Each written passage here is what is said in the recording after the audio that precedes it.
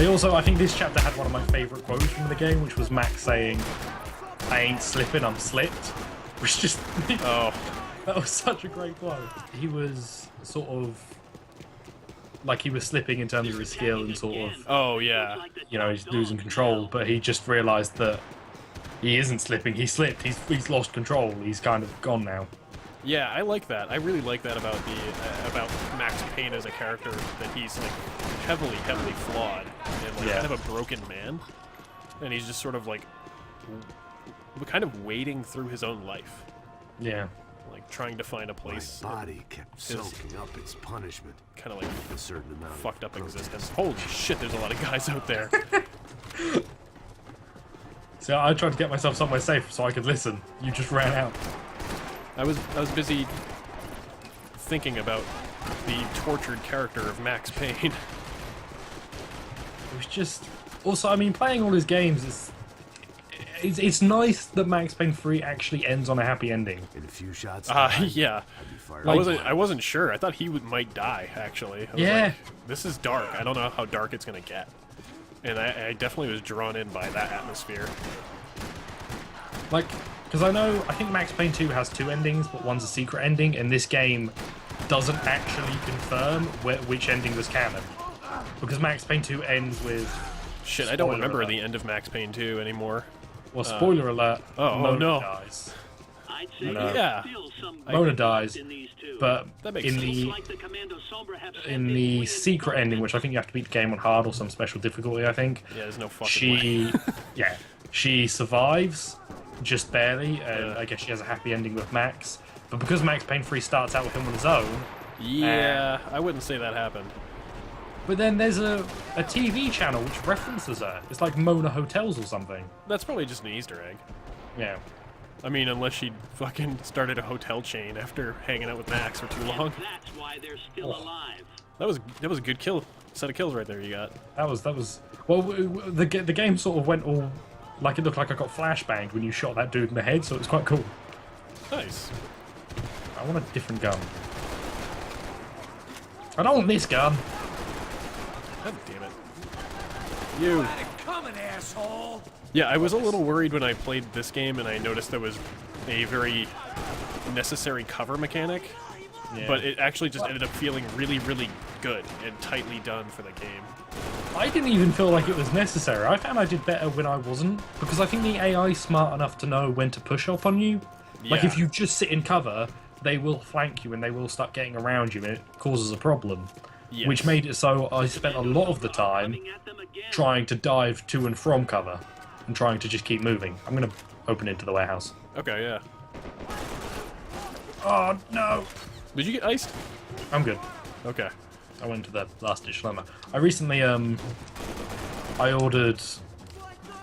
Have you played any of the Kingdom Hearts games? No, I've never have. They look cool. There's a lot of franchises all under one umbrella, and it's pretty. Yeah.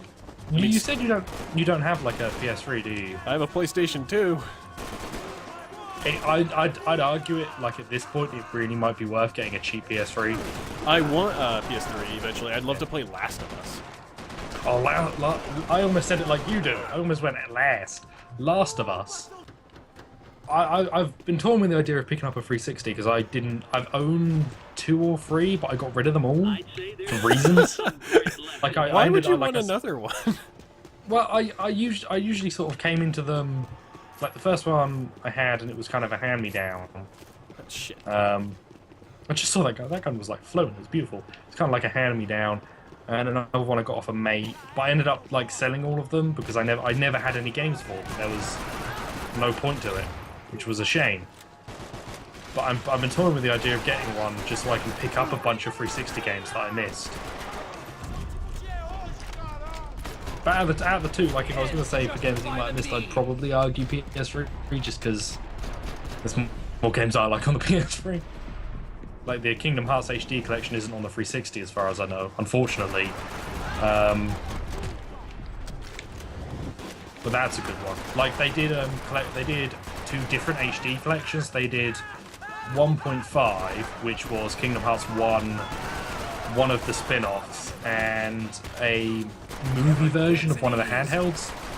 because it was a game on a game on the DS, but it was coming to the PS3, and they couldn't redo all of the gameplay for the PS3, so instead they basically made new cutscenes and they made it a movie. Whoa. And then 2.5 is sort of that same concept with Kingdom Hearts 2 is there, one of the spin-offs, Birth by Sleep is there, and I say spin-offs, it's complicated. And then It's complicated. and then Isn't Coded. that game related to Final Fantasy in some way? It has cameos from different Final Fantasy members. It's basically, the gameplay is sort of similar to a live-action Final Fantasy. Like, the new ones you can see seem to actually take cues from Kingdom Hearts, and I need to take this, and Crisis Core. I don't know if you'd have played Crisis Core, because it's a PSP game. That game had a very similar combat system, and it has, like, cameos from different characters. For instance, you come across Cloud and Tifa and other characters whose names I forget. Who was the main protagonist of 8? Of what? Final Fantasy 8. Who was the main protagonist? Chuck Norris? Squall? I have no idea. Chuck Norris. I think it was like Leon or Squall or something. He's in like Kingdom Hearts, but everybody refers to him as one name, and he always asks them to be a different name. I think one name is his name that he's called in Final Fantasy 8, and the other name is one that I guess he changed it to. But they're all in there, and then it's Disney characters. Like, there's nothing. I tell you what, there's nothing like playing Kingdom Hearts 2, going to the Little Mermaid world and hearing Donald Duck sitting under the sea. Oh god. That That's sounds beautiful. something. That's something you just have to experience. Well, it's Donald Duck and Goofy singing it. And Goofy. Yeah. God, that's so much. This game's weird. They sound really fucked up. Like, I love Kingdom Hearts is maybe. I'm trying to, like, if you ask me right now, because I'm talking about it, it would be my favorite series underneath Metal Gear. I'm sure there's other series that I'd think of that I'd end up putting there, but right at this moment, it's definitely probably my second favorite series of all Well, time. I remember you said maybe you'd do like a series playing through all those games too, right? Yeah, after I've done the sort of timeline thing for Metal Gear, I'm going to do it for Kingdom Hearts, but Kingdom Hearts is going to be infinitely more difficult. Yeah. Seeing as one game actually has 3 different protagonists having their journey, so I'd have to edit it in a way that would put each protagonist at the right spot, or at least upload in a way that would have them at the right spot. Because you play through that game 3 times as each of them, and it's a different playstyle for each. Holy shit. And you go through slightly different events, and then at the end it all culminates in this big battle that you can kind of, if you've played 1 or 2 of their storylines, you can, as you're playing as the other one, you can kind of see what they're doing while you're, like, you can kind of understand why they're not with you, or what they're off doing, because you played it. It was cool. It's also really the big fucking mess. Narratively, you mean? Yeah. Bear in mind, fuck, they were like all spawned next to me. Bear in mind, there's Kingdom Hearts 1 and Kingdom Hearts 2, right? Yeah. In between Kingdom Hearts 1 and Kingdom Hearts 2, there is 358/2 Days, which was a DS game. There's also, there's, I guess, Chain of Memories, but that kind of happens during 1 for a bit. No, that's after 1, but Days happens during 1 for a little bit. Birth by Sleep is before 1, like many years. There's a Japanese-only browser MMO type deal that's before anything. There's Dream Drop Distance, which happens after 2 and is very important, but it's on the 3DS. Kingdom Hearts 1 and 2 were on the PS2. Days was on the DS. Chain of Memories was on the Game Boy Advance and the PS2. Coded was a Japanese mobile game, and also on the DS. I'm trying to remember all the games. Wow. Can you tell that this is kind of difficult? I will say that when you like something, you fucking like something. Holy yeah. shit. Yeah. I don't think I could follow anything as deeply as that. It kind of... You're sorting through, like, this title sort of comes before this one, but this one was almost before that one.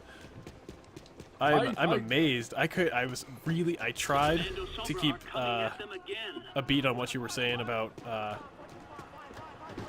the various versions of that game, but it was kind of hard to do. I'm impressed that you can keep that all straight in your head like that. I mean, when I like something, I do. Yeah, Like, I think that's awesome. I think that. Bear in mind, there's like a game. I mean, I like stuff. When I get into something, I really get into it. It's why it bugs me that I've never liked the Final Fantasy series. I want to like the Final Fantasy series. Yeah, that's definitely something you could be super invested in. Yeah, I just can't get into it. It's just I get bored by the gameplay, and I don't want to be bored by the gameplay. But there are turn-based systems that do it better, and there are turn-based systems that may do it slightly worse, but feel less dull. Like Final Fantasy just feels dull. It's why I'm excited for the new one. I'm hoping 15 gets me into it just enough for me to go back and actually give the older games another chance. Bear in mind, I've given 7 like 6 chances. Oh, that's the one with Cloud, right? Yeah. Okay. I own an original PS1 copy. Wow. I have a copy on Steam for some reason. I did at one point on my old PSN account. I downloaded 7, 8, and 9, and I was like, right, I'm going to sit here, I'm going to play through them. And I started playing 7, and I was like, oh, I remember this. Yeah, no. And then I was like, do you know what? Yeah, 8 might be no. better. I'll give 8 a try, and I was like, oh, I remember. I don't remember this, but it's the same shit. No. I was like, fine, 9. 9's got to be it. It's going to be it. No. I'm so disappointed in myself. I want to be into it more. I really do. It doesn't help now that the easiest versions of the games to get are sort of the slightly redone versions that seem to be for mobile as well as everything else. That's really strange. They look awful. They just look like... Oh, that's too bad. The remake of 7, at least from like the little bit of footage I saw, looked pretty cool. Oh, that's a proper remake. I'm talking like the digital versions that they currently have are kind of... They're the original versions, but they have like mobile versions of the menus, and everything looks a bit kind of cheap, which is weird. I don't know who decided that, but the Final Fantasy VII remake looks fucking awesome. Yeah, I was impressed by the visuals. Like that's something I'm definitely down for. I also like how you can just see it in the trailer, but unlike 15, you seem to be able to control all the party members. Like at one point in the trailer, they're controlling Barrett, which is the guy with the gun for an arm. Oh yeah, yeah. Which was neat. It's nice that they kept that in instead of just making it like 15, where you can only control the one guy, because I'm sure that'd piss everyone off. Yeah, because there's a tactical element to those games, right? Yeah, I mean, it's probably gonna lose a bit. I mean, you say there's a tactical element. I say that from a perspective where I don't play those games and know nothing about them. If you ask someone who was into the series, they'd probably agree with you. If you ask me, I'd say there's very little. Well, I think you, when I think of you and the games you play, you are a very tactical gamer. Well, like I've seen your Metal Gear playthroughs. And we're playing this game, which does involve some of that, including even like thoughtfully run and gunning. Yeah. I mean, the reason why I'd say it isn't particularly tactical is because when I played, there were 2 solutions to every problem. Well, there was 1 solution to every problem except bosses, and the second solution was basically the same as the first with some healing mixed in, and that made me sad. It didn't feel particularly deep, which was a shame. Like, I think my problem is that with Final Fantasy, I didn't feel punished for not taking full advantage of my abilities. Like, I could do anything I wanted to with anything, pretty much. Unless the enemy was basically immune, or at least pretty heavily resistant to something, I never had to worry. Like, ever. And that always bugged me. Like, with something, say, I guess the Shin Megami Tensei series, in that game has a great turn-based system because it rewards a player who takes advantage of knowing enemy weaknesses by giving them extra turns and more, like, chances to stop. Like, if you put on a resistance to an enemy's attack, and they say you put on something that gives you fire resistance or fire immunity, and they attack you with it, the enemy loses all of their turns, or at least 2 of them. Which is brilliant. That rewards actual thought. Final Fantasy is just thunder all, thunder all, thunder all. Oh, this guy can't take thunder damage. Fire all. Oh man, I did not know that. I mean, this is a very jaded view. If you are someone who's more of a fan, they'd probably be able to go into more depth and give it a fairer probably view, but when I played, that was what I got. And I tried playing multiple times. Well, it's good that you at least tried to, like, just see it through a little bit, anyway. I got near the end of the first disc of Final Fantasy VII. I got my gunners turned gold. I don't know how this gives me a tactical advantage, but my gunners turned gold. The glinting off of it will distract them. Oh yeah, there you go. You're a battle bard. It went gold and I've completely forgotten everything I was saying. I love Final Fantasy, it's a great game. What? Everyone should play it all the time. It's a very tactical game. Much like Call of Duty Phantom Pain. Call of Duty Phantom Pain. Phantom Pain is just silly. Just complete nonsense. I picked up a different gun. Fuck. Oh my god, dude. Where's my gun go? Oh shit. Oh no.